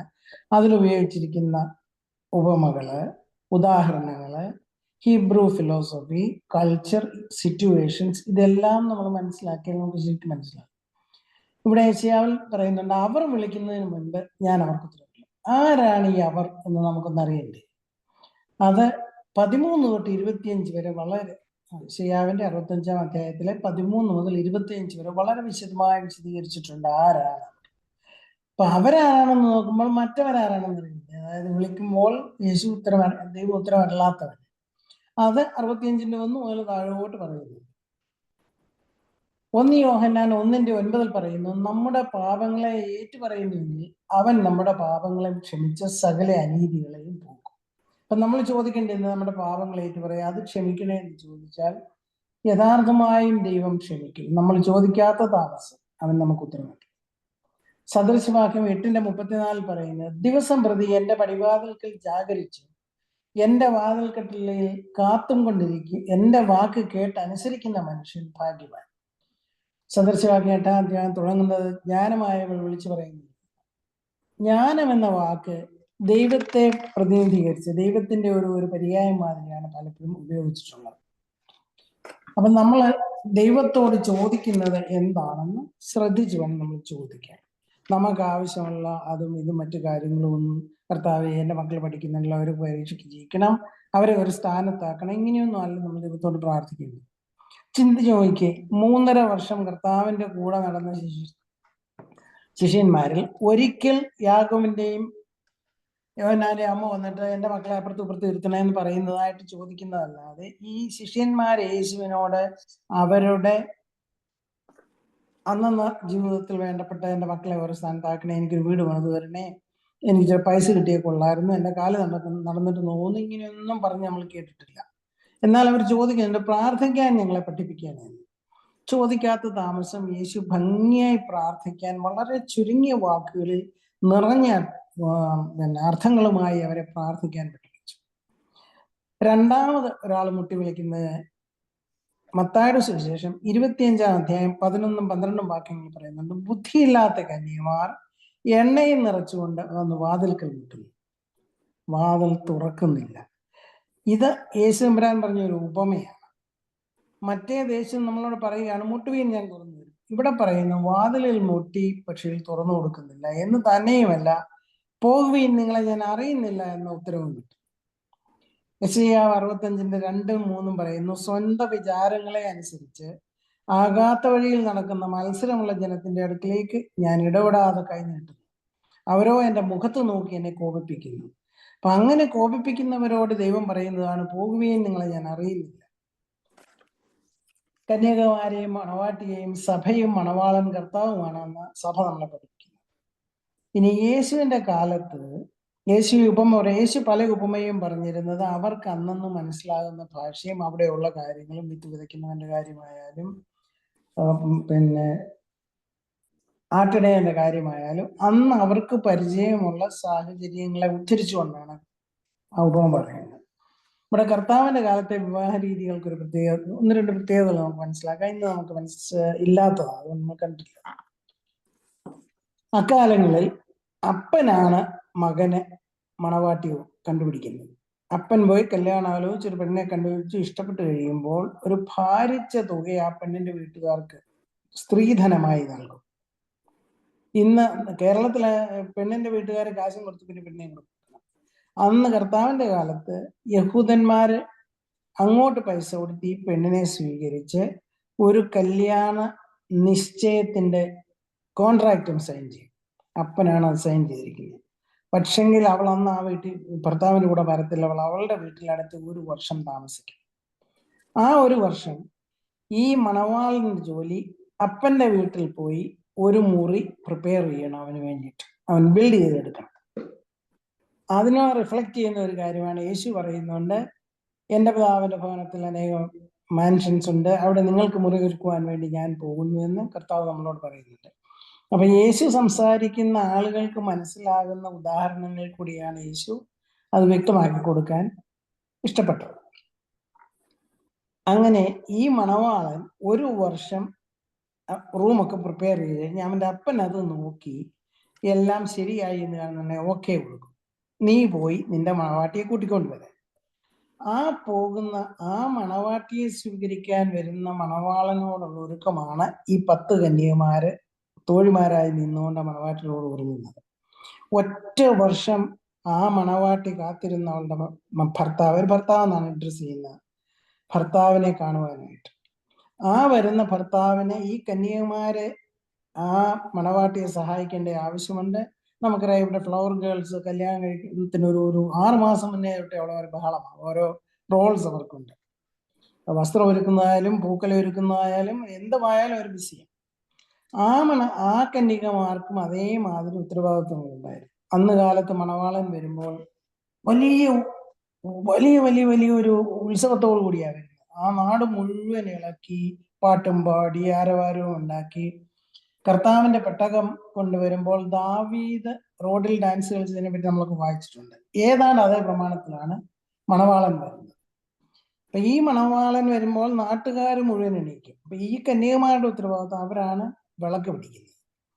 രാത്രിയിൽ ആ മണവാളൻ വരുമ്പോൾ ആ നാടിനെ ശോഭയും പ്രകാശവും ഉള്ളതാക്കി കൊടുക്കേണ്ട ഉത്തരവാദിത്വം ഈ കന്യകമാരുടെയാണ്. അവരുടെ കയ്യിലെ വിളക്ക് പകർന്നാണ് വെട്ടം കാണേണ്ടത് എല്ലാവരും. ഈ ഒരു വർഷം മുഴുവൻ ഒരുങ്ങിയിട്ടും ഈ കന്യകമാരുടെ കയ്യിലിരുന്ന വിളക്കിനകത്ത് എണ്ണയില്ല എന്നുള്ളത് അവർ മനസ്സിലാക്കിയില്ല. എണ്ണ എന്നത് പരിശുദ്ധാത്മ സാമീപ്യമായി നമ്മൾ മനസ്സിലാക്കണം. ഈ എണ്ണയില്ല എന്ന് മനസ്സിലാക്കിയില്ല. അണ്ട മണവാളൻ അങ്ങ് വില്ലേജിൽ വന്ന് കയറുന്നു എന്ന ന്യൂസ് ഇങ്ങ് കിട്ടിക്കഴിഞ്ഞപ്പം അയ്യോ ഞങ്ങളുടെ കയ്യിൽ എണ്ണയില്ല, ഓടിപ്പോയിട്ട് എണ്ണ വാങ്ങിയിട്ട് അവസാനം എണ്ണ പോയി വാങ്ങിച്ചിട്ട് വന്നേച്ച് കർത്താവിന്റെ വാതിൽ ഈ മണവാളന്റെ അപ്പോഴേക്കും മണവാളനകത്ത് കയറി കഥ കടച്ചു. 7 ദിവസത്തെ പാർട്ടിയാണ് നടക്കാൻ പോകുന്നത്. അതിനകത്ത് പറയുന്നുണ്ട് നിങ്ങൾ കുടിക്കുക, തിന്നുക, ആനന്ദിക്കുക എന്നൊക്കെ. നമുക്കറിയാം നൊയമ്പ് തുടങ്ങിയ ആദ്യത്തെ ആഴ്ച കുത്തിനെ ഞായറാഴ്ച കനാവിലെ കല്യാണം ആണല്ലോ വായന. നമ്മൾ മെഡിറ്റേറ്റ് ചെയ്താൽ മനസ്സിലാകും ആ കല്യാണത്തിൽ വീഞ്ഞു തീരുക എന്ന് പറഞ്ഞാൽ അതിൽ വലിയ ഒരു ഇൻസൾട്ട് ആ മണവാളനില്ല. അവൻ ഒരുക്കി വിരുന്നിൽ ആളുകൾക്ക് കൊടുക്കാൻ വീഞ്ഞു തരില്ല. 7 ദിവസം അവർക്ക് കൊടുക്കാനുള്ള അവന്റെ കസ്റ്റഡി കാണും. അങ്ങനെയുള്ള ഒരു സദ്യയിൽ കയറിയാണ് കഥ കടച്ചിരിക്കുന്നത്. ഇവർ വന്ന് മുട്ടുന്നു, തട്ടുന്നു, ഏങ്ങലടിക്കുന്നു, പദം പറയുന്ന അയ്യോ എണ്ണ തീർന്നു പോയി, അവസാനമായി ഞങ്ങൾ ഓർത്തത് ക്ഷമിക്കണേ, പലതും നടത്തിയിട്ടും പോകുകയും നിങ്ങളെ ഞാൻ അറിയുന്നില്ല എന്ന് പറയുകയാണ്. മുട്ടിയില്ലേ കർത്താവ്? അതേ ദൈവം ഇത് ഉപമയായി പറയുന്ന മറ്റേ യഥാർത്ഥത്തിൽ പറയുന്നതാണ് വന്ന് മുട്ട് ഞാൻ തുറന്നു തരാം. അപ്പോൾ മുട്ടാൻ നമ്മൾക്ക് ചില പ്രിപ്പറേഷൻസ് ആവശ്യമുണ്ട്. ആ പ്രിപ്പറേഷൻ കൂടാതെ നമ്മൾ പോയി മുട്ടിയാൽ നമുക്ക് തുറന്നു കിട്ടിയെന്ന് വരത്തില്ല. അതാണ് വീണ്ടും ബാക്ക് ടു യെശയ്യാവിന്റെ 65:2-3 പറയുന്നത്, സ്വന്തം വിചാരങ്ങളെ ആദരിച്ച് ആകാത്ത വഴിയിൽ നടന്ന് മത്സരമുള്ള ജനമായി നടന്നിട്ട് എന്റെ മുഖത്ത് നോക്കി എന്നെ കോപിപ്പിക്കുന്നവരൊന്ന് മുട്ടിയാൽ തുറന്നു തരത്തില്ല എന്ന് യേശുമ്പുരാൻ മനസ്സിലാക്കി കൊടുക്കാൻ പറഞ്ഞൊരു ഉപമയായി നമുക്കിതിനെ എടുക്കാം. മൂന്നാമത് മുട്ടുന്നത്, ഒന്നാമത്തെ മുട്ടൽ നമ്മൾ ചെന്ന് മുട്ടാനാണ്. രണ്ടാമത് ഒരു തേർഡ് പാർട്ടി ബുദ്ധിയില്ലാത്ത കന്യകമാരെ പോയി മുട്ടുന്നതായിട്ട് കാണിക്കുന്നു. മൂന്നാമത് യേശു തമ്പുരാൻ വാതിൽക്കൽ മുട്ടുന്നതാണ്. അത് വെളിപാട് പുസ്തകം 3-ാം അധ്യായം 20-ാം വാക്യത്തിൽ പറയുന്നു, കണ്ടാലും ഞാൻ വാതിൽക്കൽ മുട്ടുന്നു, ആരെങ്കിലും എന്റെ ശബ്ദം കേട്ട് തുറന്നാൽ ഞാൻ അവനോടും അവൻ എന്നോടും കൂടി അത്താഴം കഴിക്കും. ഇവിടെ ഓരോ വാക്യങ്ങൾ എടുത്താൽ ഞാൻ വാതിൽക്കൽ മുട്ടുന്നു, അത് ചിത്രീകരിക്കുന്ന പടം എല്ലാവരും ഇതിനെ കണ്ടിട്ടുണ്ട്. ശ്രദ്ധിച്ചാൽ ആ ഡോറിന് പുറത്തുനിന്ന് തുറക്കാൻ പറ്റത്തില്ല, ഡോർ നോബില്ല. അപ്പൊ അകത്തുനിന്ന് തുറന്നെങ്കിൽ മാത്രമേ ആ ഡോർ തുറന്നു കിട്ടത്തുള്ളൂ. പുറത്ത് നിൽക്കുന്ന ആരുമായിക്കോട്ടെ, ഉടയനുണ്ടാലും അകത്ത് നിൽക്കുന്ന ആൾ തുറന്നെങ്കിലേ തുറന്നു കിട്ടത്തുള്ളൂ. നമുക്കവിടെ നമ്മളുടെ ദൈനംദിന ജീവിതത്തിലെ അനുഭവങ്ങളിലേക്കൊന്ന് ശ്രദ്ധിച്ചു നോക്കാം. നമ്മൾ ഒരാളെ പ്രതീക്ഷിച്ച് വീട്ടിൽ നമ്മൾ അവർക്ക് ഫുഡ് വെക്കി ഒരുങ്ങി, വീട് ഒരുക്കി, വീടെല്ലാം തൂത്തുവാരി അടിച്ചു വാരി വൃത്തിയാക്കി എല്ലാം വിരിച്ചു പറിച്ചൊക്കെ ഇട്ട് ഭംഗിയായിട്ടിരിക്കുകയാണ്. കുക്ക് ചെയ്തുകൊണ്ടിരുന്ന വീട്ടമ്മ എല്ലാം കഴിഞ്ഞു സ്വസ്ഥയായി, എന്നാൽ ഇനി ഞാൻ പോയി ഒന്ന് കുളിച്ചിട്ട് വരട്ടെ, അവർ വരാൻ ഇനി 10 മിനിറ്റ് ഉണ്ടല്ലോ എന്ന് പറഞ്ഞ് ഓടി കുളിക്കാൻ പോയ സന്ദർഭത്തിലാണ്, അല്ലെങ്കിൽ അങ്ങോട്ട് പോയിക്കാൻ തുടങ്ങുമ്പോഴേ ഇയാൾ വരുന്നതിൽ ഇയാൾ പറഞ്ഞ് ഞാൻ ഓടിപ്പോന്ന് കുളിച്ചിട്ട് വരട്ടെ പിള്ളേരെ, കഥവ് തുറക്കണേ എന്ന് പറഞ്ഞിട്ടാണ് ഓടിപ്പോകുന്നത്.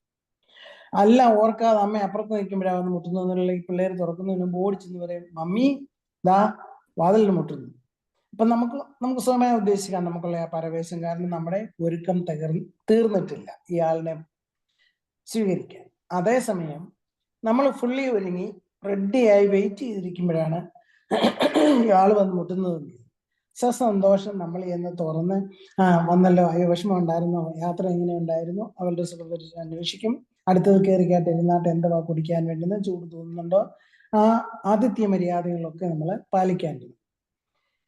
ഇത് മനസ്സിൽ വെച്ചുകൊണ്ട് യേശു മുട്ടുന്നതായി കണ്ടേ. ഇവിടെ അത്താഴം എന്ന് പറയുമ്പോൾ യഥാർത്ഥത്തിൽ ഡിന്നർ എന്നല്ല മീൻ ചെയ്യുന്നത്, ഒരു ഒരുക്ക സദ്യ, ഒരു ഊണ്.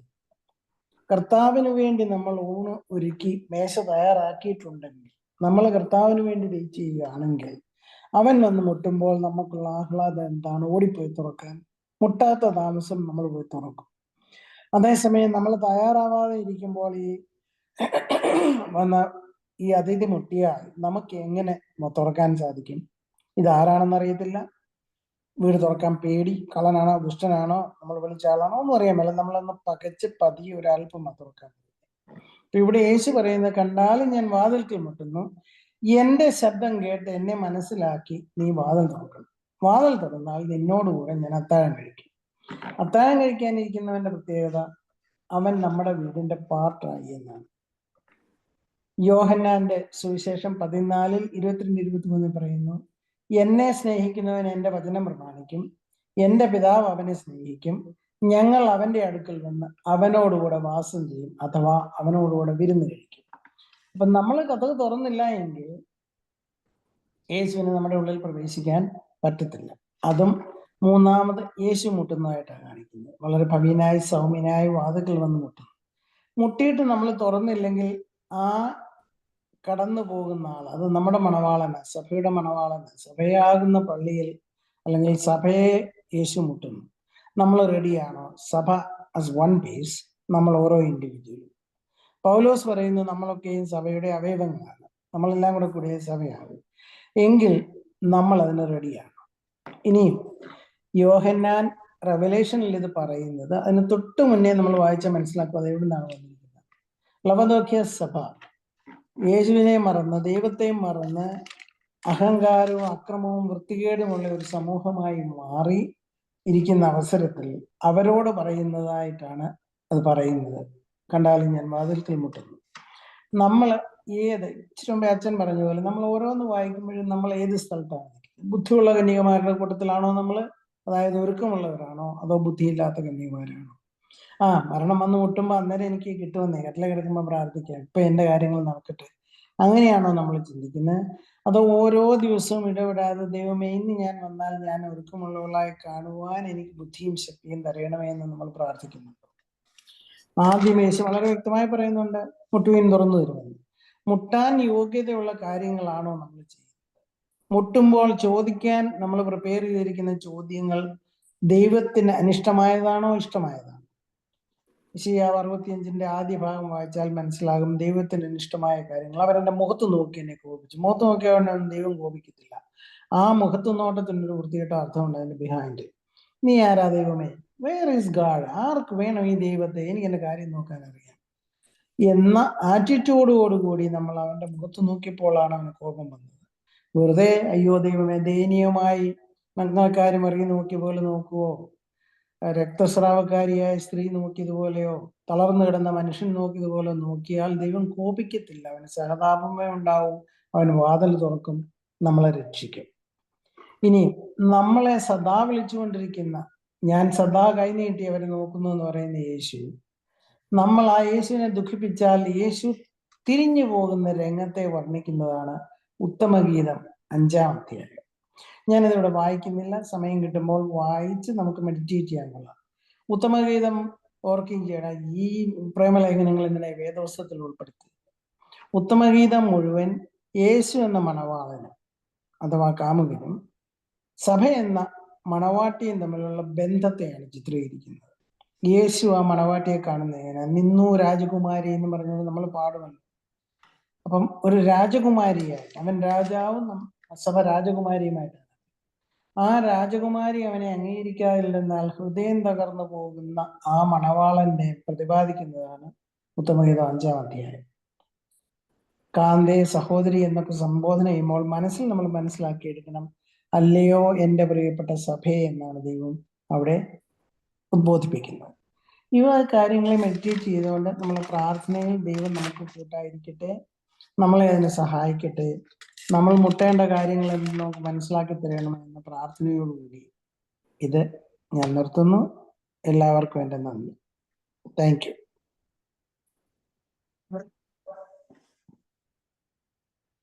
ചോദിക്കുവിൻ നിങ്ങൾക്ക് കിട്ടും. ഇത് പല വ്യാഖ്യാനങ്ങളുള്ള ഒരു ഭാഗമാണ്. ചോദിച്ചാൽ നിങ്ങൾക്ക് കിട്ടും. നമ്മുടെ ഒരു ചിന്ത, ചോദിക്കാതെ ദൈവത്തിന് തന്നാൽ എന്താ കുഴപ്പം? നമ്മൾ പലപ്പോഴും വിചാരിക്കുന്നത് അങ്ങനെയാ, ചോദിക്കാതെ ദൈവം തരണം, ഞാൻ ദൈവത്തിന്റെ സ്വന്തമാണ്, ചോദിക്കുന്നതിന് മുമ്പേ തന്നെ ദൈവം തരണം. പക്ഷെ ചോദ്യം എന്ന് പറയുന്നത് അത്ര നിസ്സാര കാര്യമല്ല. ചോദിക്കേണ്ടതുപോലെ ചോദിക്കണം, ചോദിക്കേണ്ടത് ചോദിക്കണം, ചോദിക്കേണ്ട സമയത്തും ചോദിക്കണം. ഇങ്ങനെ പല കാര്യങ്ങളുണ്ട് ചോദ്യത്തിന്റെ അകത്ത്. പരീക്ഷയ്ക്ക് മുമ്പ് ആർക്കും ചോദ്യപേപ്പർ കൊടുക്കുന്ന പതിവില്ല. അതിനെ പിന്നെ പരീക്ഷ എന്ന് പറയാൻ പറ്റത്തില്ല. എന്ന് പറയുന്ന പോലെ ജീവിതത്തിൽ ദൈവത്തോട് നമ്മൾ ചോദിക്കുമ്പോൾ അതൊരു പരീക്ഷണ സ്വഭാവത്തോടെ അല്ല, മറിച്ച് ദൈവം തരുന്ന അനുഗ്രഹങ്ങളെ യഥാസമയം ചോദിച്ചു വാങ്ങിക്കാനുള്ള അനുഭവം. ഒന്ന്, ഇതെനിക്ക് ആവശ്യമുണ്ടോ? രണ്ട്, ദൈവത്തോട് ചോദിക്കാൻ പറ്റിയതാണോ? ഇങ്ങനെയൊക്കെയുള്ള ചോദ്യങ്ങളും അതിന്റെ പുറകിലുണ്ട്. ഉപചോദ്യങ്ങൾ ഒരുപാടുണ്ട്. അതുകൊണ്ട് നമ്മുടെ ചോദ്യങ്ങൾക്കനുസരിച്ച് ദൈവം തരണം എന്ന് വാശി പിടിക്കുന്ന ഒരു ആത്മീയത നമുക്ക് പാടില്ല എന്നാണ് ഈ ചോദിച്ചാൽ നിങ്ങൾക്ക് കിട്ടും എന്ന് പറയുന്നതിന്റെ. ഇതൊരു വാശിയോടെയുള്ള ഒരു ചോദ്യമല്ല, മറിച്ച് ചോദ്യങ്ങൾ ദൈവത്തിന് ഹിതകരമായി, ദൈവത്തോട് ചേർന്ന്, ദൈവം നമ്മളെ ഏൽപ്പിച്ചിരിക്കുന്ന ഉത്തരവാദിത്വങ്ങളുടെ ഉള്ളിൽ നിന്നുകൊണ്ട് ചോദിക്കാൻ അർഹതപ്പെട്ട ചോദ്യങ്ങൾ. അത് ചോദിക്കുമ്പോൾ താമസം വിനാ ദൈവം നമുക്ക് മറുപടി നൽകും. അത് അറിഞ്ഞോ അറിയാതെയോ ചോദിക്കാതെ ഒരുപാട് തരുന്ന ദൈവം ചോദിച്ചാൽ നമുക്ക് തരും.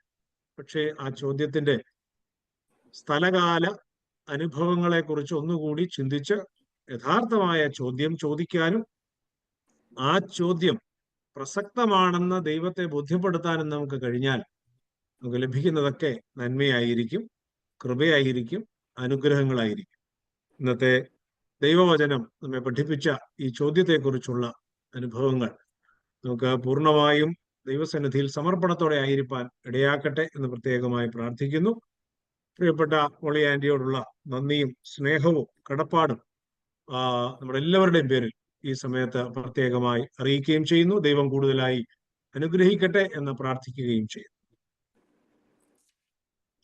പ്രിയപ്പെട്ട മറിയാമ്മ കോശി കുടുംബത്തെയും അനുഗ്രഹിക്കണമേ എന്ന് പ്രാർത്ഥിച്ചുകൊണ്ടും പ്രാർത്ഥന സമർപ്പിച്ചുകൊണ്ടും, ഒപ്പം നമുക്ക് ഒരു വചനത്തിൽ നിന്നൊരു സന്ദേശം പരിശുദ്ധാത്മ പ്രേരിതമായി നൽകുമ്പോൾ അത് നമ്മുടെ ജീവിതത്തിൽ പാലിക്കത്തക്കവണ്ണം പരിശുദ്ധാത്മാവ് നമുക്ക് കരുതപ്പെട്ട് വിളക്കിൽ എണ്ണ ഒഴിച്ചവരായി നാം ആയിത്തീരണമെന്നും, അതുപോലെ തന്നെ ചോദിക്കാതെ ലഭിക്കുന്നതാണെങ്കിലും സ്പെസിഫിക് റിക്വസ്റ്റ് നമുക്ക് ആവശ്യമായിട്ടുള്ള പലതും നാം ബൈബിളിൽ പല പ്രാവശ്യവും കണ്ടിട്ടുള്ളതാണ്.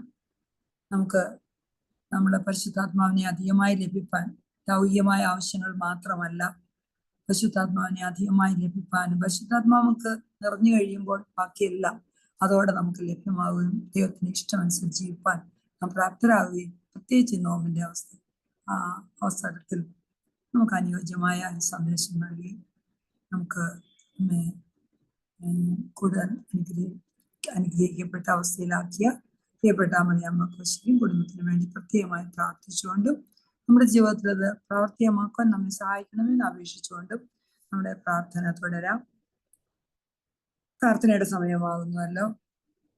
എല്ലാവരും ഈ പ്രാർത്ഥന നാം കഴിക്കുമ്പോൾ ഒരുമിച്ച് നമ്മെ തന്നെ താഴ്ത്തിക്കൊണ്ട് ദൈവത്തെ സ്തുതിച്ചുകൊണ്ട് നന്ദി പറഞ്ഞുകൊണ്ട് മാതാവിന്റെ ഇത്തരത്തിൽ രൂപം കൊണ്ട സമയം മുതൽ അതിനു മുൻപേ നമ്മെ അറിഞ്ഞ കർത്താവിനെ സ്തുതിച്ചുകൊണ്ട് പൂർണ്ണമായിട്ട് ദൈവസന്നിധി താഴ്ത്തി വെച്ചുകൊണ്ട് നമുക്ക് വേണ്ടി മാത്രമല്ല, കുടുംബാംഗങ്ങൾക്ക് വേണ്ടി മാത്രമല്ല, നമ്മുടെ ഇടവകയ്ക്ക് വേണ്ടി മാത്രമല്ല, നാം ജോലി ചെയ്യുന്ന സ്ഥലം മാത്രമല്ല, രാഷ്ട്രത്തിന് വേണ്ടി മാത്രമല്ല, ലോകമെമ്പാടുമുള്ള മക്കൾക്ക് വേണ്ടി അപേക്ഷിക്കാൻ, പ്രത്യേകിച്ച് ഈ നോമ്പിന്റെ സമയത്ത് നമ്മുടെ ആത്മാക്കൾക്ക് വിടുതൽ ലഭിക്കാനും മറ്റുള്ള എല്ലാ ആത്മാക്കൾക്ക് വിടുതൽ ലഭിക്കാനും നമുക്ക് അപേക്ഷിക്കാം. ഈ കർത്താവിനെ ദാഹിക്കുന്ന കർത്താവിന്റെ ദാഹം തീർപ്പാൻ, അതുപോലെ മറ്റ് അടിമത്തത്തിൽ നിന്ന് ബന്ധിതരെ സ്വതന്ത്രരാക്കാൻ എല്ലാം നമുക്ക് ഇടവരുത്തണമെന്ന് പ്രാർത്ഥിക്കാം. വിശുദ്ധ ബാവാ തിരുമേനിയെ പ്രാർത്ഥനയിൽ സമർപ്പിക്കാം. ആയുസ്സോടും ആരോഗ്യത്തോടും സഭയെ നയിപ്പാൻ ഉള്ള കൃപ കൊടുക്കണമേ. ഒപ്പം എല്ലാ സഭാ നേതാക്കളെയും സമർപ്പിക്കാം. ഫ്രാൻസിസ് മാർപ്പാപ്പയെ സ്തോത്രത്തോടെ സമർപ്പിക്കുന്നു. പുതുതായി പട്ടമേറ്റ ബാവാ തിരുമേനിയെ സമർപ്പിക്കുന്നു. എല്ലാവരും ഒരുപോലെ സ്പർദ്ധയില്ലാതെ അങ്ങോട്ടും ഇങ്ങോട്ടും പഴിചാരാതെ തികഞ്ഞും ക്രിസ്തീയ സ്നേഹത്തോടുകൂടി കർത്താവിന്റെ കുരിശിന്റെ ചുവട്ടിലാണ് നിരക്കുവാൻ സഹായിക്കണമെന്ന് നമുക്ക് കണ്ണുനീരോടെ പ്രാർത്ഥിക്കാം. എല്ലാ അഭിഷിക്തരെയും, പ്രത്യേകിച്ച് നമ്മുടെ ഭദ്രാസനം നയിക്കുന്ന യുവാനിയോസ് തിരുമേനിയും മറ്റെല്ലാ തിരുമേനിമാരെയും, എല്ലാ വൈദിക ശ്രേഷ്ഠതയും, ശമാശന്മാർ, സിസ്റ്റർമാർ, നമ്മുടെ കൊച്ചമ്മമാര്, മർത്തോറിയ സമാജ ഭാരവാഹികൾ, എല്ലാ ആത്മീയ സംഘടനകളുടെയും ഭാരവാഹികൾ, നമ്മുടെ ഓരോരുത്തരുടെയും ഇടവകയുടെ പുരോഹിതന്മാർ ഏറ്റവും പ്രാധാന്യം അറിയിക്കുന്നു. ആൾട്ടർ ബോയ്സ്, എല്ലാവരെയും ദൈവസന്നിധി സമർപ്പിക്കുന്നു. ഓർഡിനേഷനായിട്ട് കഴിഞ്ഞ ആഴ്ച ഓർഡിനേഷൻ കഴിഞ്ഞ് സബ്ഡിക്കൻ സോളമൻ ഗീവർഗീസ് ജേക്കബിനെ ഓർത്ത് സ്തോത്രം ചെയ്യുന്നു. നാളെ ഓർഡിനേഷൻ ദൈവാന്വേഷണം നടത്താൻ പോകുന്നതായിട്ടുള്ള ആശിഷ് മോഹൻ, ടോബി, ആർജി, മാത്യു, ഇവരെല്ലാം ദൈവസന്നിധി സ്തോത്രത്തോടെ സമർപ്പിക്കുന്നു. അവരുടെ ആ പട്ടം ഏൽക്കാം ഏറ്റവും അനുഗ്രഹപ്രദമാകുവാനും അവരുടെ ജീവിതം ദൈവസന്നിധിയിൽ വിലയുള്ളവാനും ദൈവത്തിന്റെ നാമമഹത്വത്തിനായിട്ട് അവർക്ക് ജീവിക്കാൻ ഇടവരുത്തണമെന്നും ആ കുദാശ കർമ്മങ്ങളെല്ലാം ഏറ്റവും അനുഗ്രഹപ്രദമാകണമെന്ന് നമുക്ക് പ്രാർത്ഥിക്കാം. രോഗാവസ്ഥയിരിക്കുന്ന എല്ലാവരെയും, എല്ലാ അഭിഷിക്തരെയും അൽമാരെയും നമുക്ക് സമർപ്പിക്കാം. പെങ്കൊലിയച്ഛനെ ഓർത്ത് പ്രത്യേകമായി പ്രാർത്ഥിക്കുന്നു. ശുശ്രൂഷയും അച്ഛനെയും കുടുംബത്തെ ഓർത്ത് പ്രാർത്ഥിക്കുന്നു. മെഡിക്കൽ ടീമിനെ ഓർത്ത് പ്രാർത്ഥിക്കുന്നു.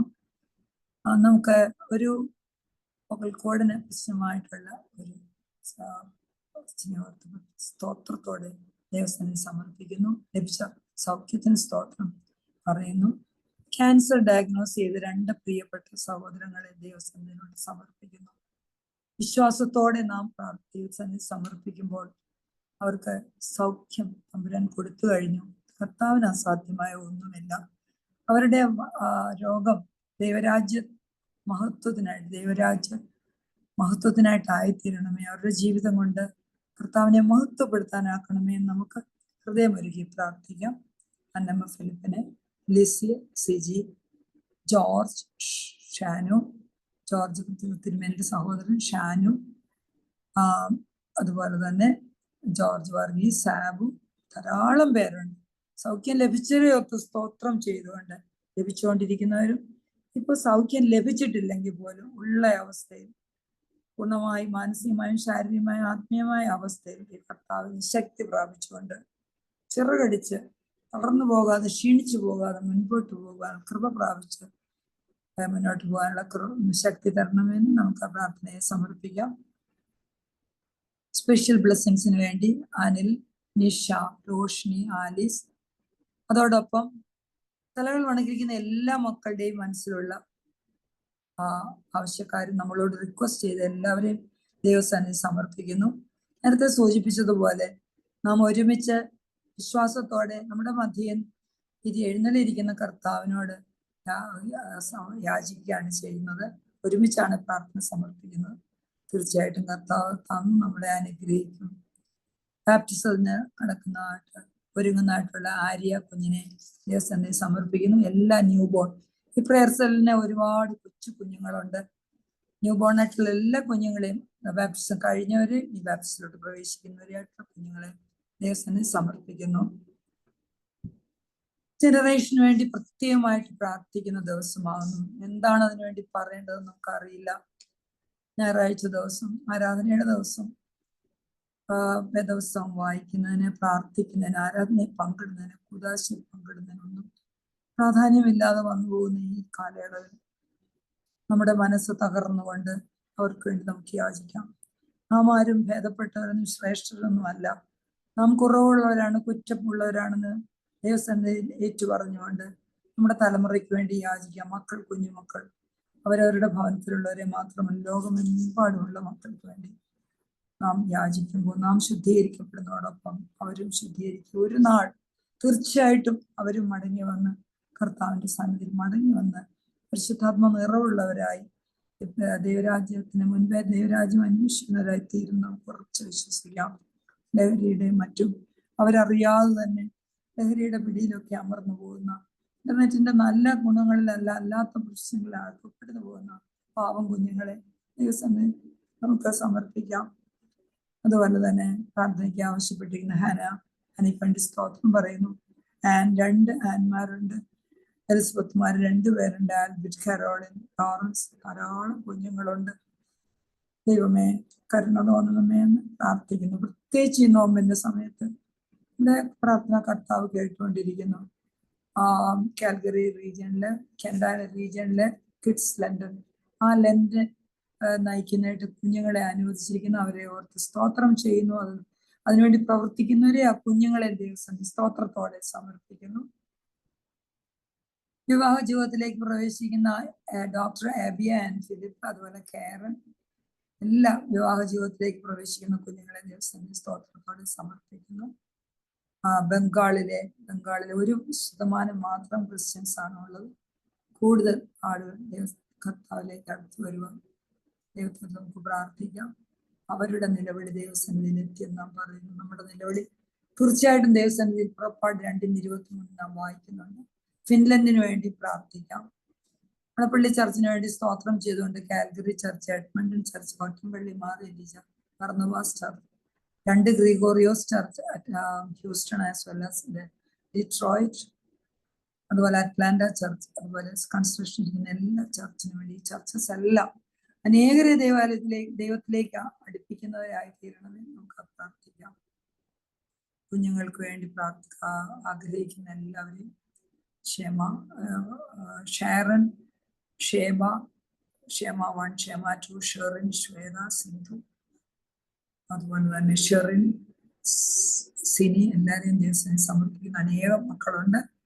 സ്തോത്രത്തോടെ ലഭിച്ചവരെ ഓർത്ത് സ്തോത്രം ചെയ്യുന്നു. പാർട്ട്നേഴ്സിനെ ആഗ്രഹിച്ച് ലഭിച്ചിട്ട് ദൈവത്തിനായിട്ട് സമർപ്പിച്ചിരിക്കുന്ന മക്കളെ സമർപ്പിക്കുന്നു. ക്ഷേമ, മിന്നു, താര, മറിയ, ടിന, ജോജി, റിനോ, ഐറിൻ, അതേപോലെ അനേകരുണ്ട്. എല്ലാ പേരുകളും വായിക്കാൻ സാധിക്കുന്നില്ല. ഈ പേരുകളെല്ലാം ഇവിടെ ഇരിക്കുന്നുണ്ട്. നിങ്ങളുടെ എല്ലാവരുടെയും മനസ്സിലുള്ള പേരുകളും കൂടി ദൈവസന്നിധി സ്തോത്രത്തോടെ സമർപ്പിക്കുന്നു. യുദ്ധത്തിൽ വിഷമിക്കുന്നവര്, ജബൽപൂരിൽ ഉണ്ടായ വൈദികരുണ്ടായ ആക്രമണം, അനേക ക്രിസ്ത്യാനികൾ പീഡിപ്പിക്കപ്പെടുന്നുണ്ട്, ചർച്ചകൾ തകർക്കപ്പെടുന്നുണ്ട്. ദൈവസന്നിധി സമർപ്പിക്കാൻ. നാച്ചുറൽ കലാമിറ്റീസ് കൊണ്ട് കഷ്ടപ്പെടുന്നവര്, ഭവനമില്ലാതെ, ചികിത്സയ്ക്ക് പണമില്ലാതെ, പഠനത്തിന് പണമില്ലാതെ ഉള്ള മക്കളെ സഹായത്തിന് ആവശ്യപ്പെടുമ്പോൾ നമുക്ക് സഹായിക്കാവുന്ന നാം സഹായിക്കുകയും പ്രാർത്ഥനയോടുകൂടി ധനവാന്മാരെ ദാനശീലരാക്കണമേ. എളിയവരെ അവർക്ക് കരുതുന്നത് പോലെ, അവർക്ക് സാധിക്കുന്ന പോലെ മറ്റുള്ളവരെ സഹായിപ്പാൻ പ്രത്യേകിച്ച് നോമ്പിന്റെ കാലയളവിൽ ഇടയാക്കണമേ നമുക്ക് പ്രാർത്ഥിക്കാം.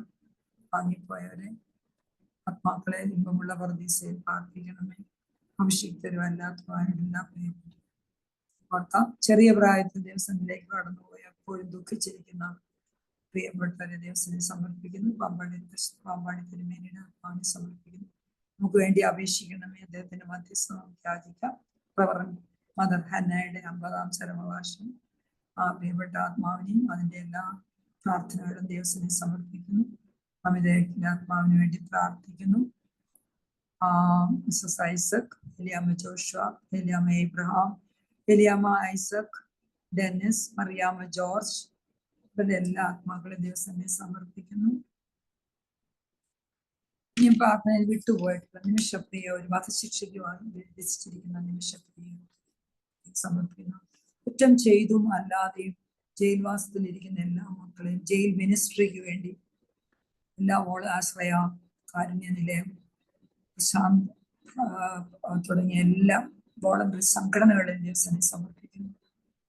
അനാഥര്, അശരണര്, വിധവമാര്, അൾസേഴ്സ്, ഡിമെൻഷ്യ ഒക്കെ ഉള്ള മക്കളെ അവരെ ശുശ്രൂഷിക്കുന്നവരെ മെഡിക്കൽ ടീമും പകർച്ചവ്യാധി മൂലം ശ്രമിക്കുന്നു.